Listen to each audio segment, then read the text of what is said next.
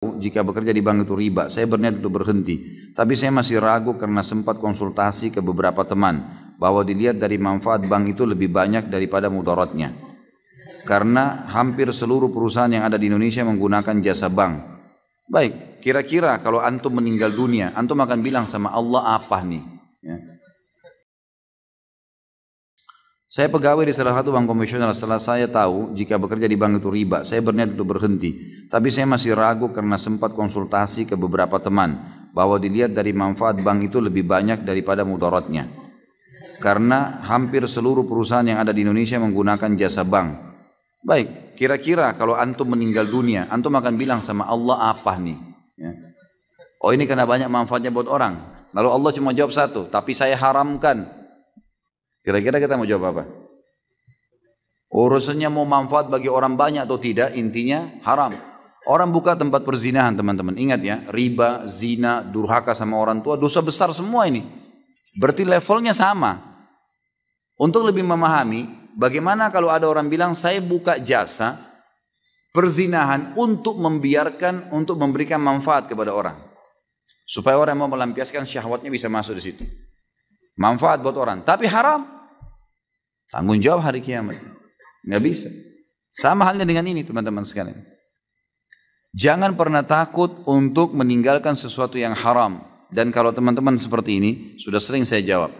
Kalau antum sedang ada perasaan takut mau meninggalkan karena ini haram, datang ke seorang ustadz, saya mau tinggalkan nih, tapi saya nggak tahu nih, saya nggak tahu harus bagaimana nanti nama baik saya sudah terlanjur punya kerjaan, teman-teman saya, keluarga saya, kemudian saya juga sudah punya pendapatan, dan seterusnya lah, fasilitas kendaraan dan macam-macam. Kalau saya tinggalkan, maka martabat saya, nama saya, makanan saya, semuanya terganggu nih. Dan itu. Seperti itulah. Lalu bagaimana hukumnya? Tetap, jawaban agama haram. Dan kalau anda mau lebih pasti, lebih aman, tinggalkan. Karena kalau tetap bertahan pada sesuatu yang haram, konsekuensi pembersihannya lebih lama. Sementara kalau dosa yang kita kerjakan saja, tidak kita tahu masih ada pembersihan, yang kita tahu sedikit juga pembersihannya ada. Apalagi kalau yang sudah besar, bertahun-tahun antum bertahan.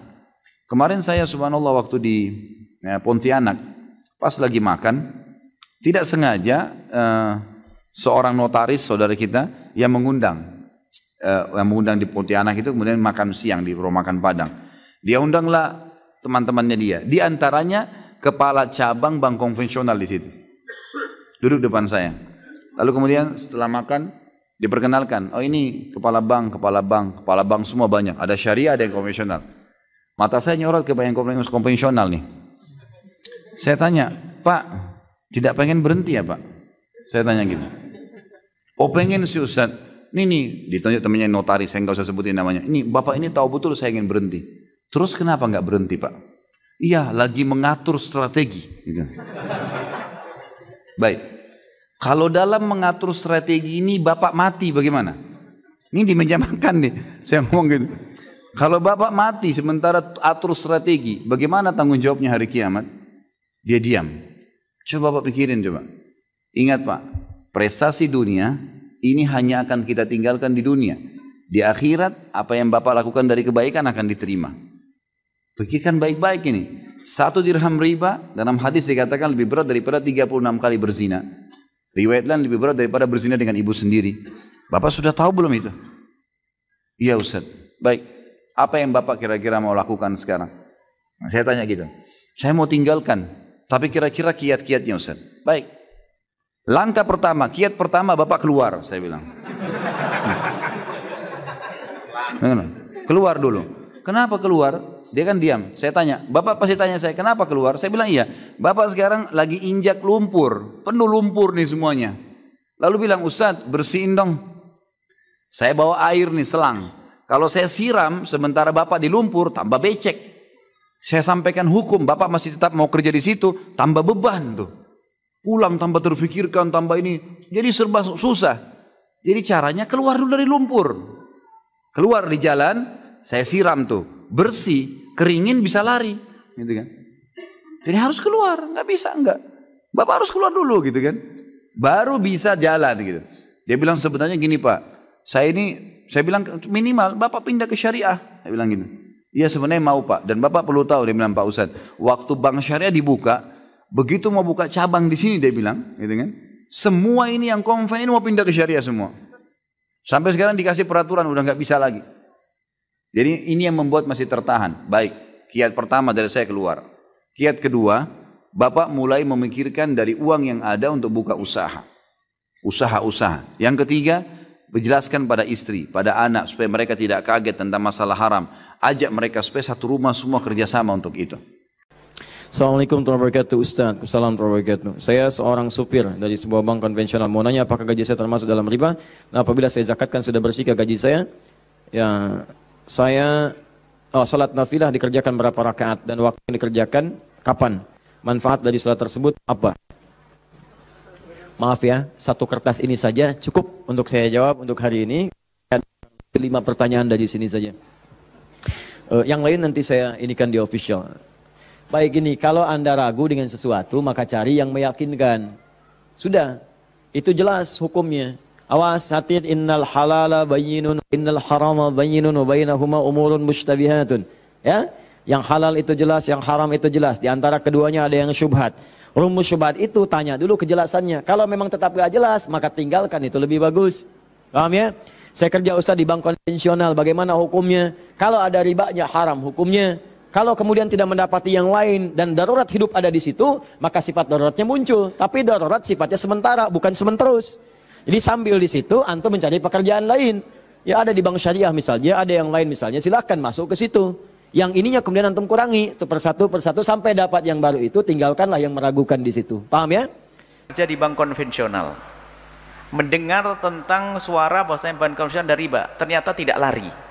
Berarti orang pilihan. Kalau seandainya umat Islam punya keinsyafan kayak begini, itu beres semuanya. Yang repot tuh, repot banget gitu aja, dikit-dikit haram lah ini.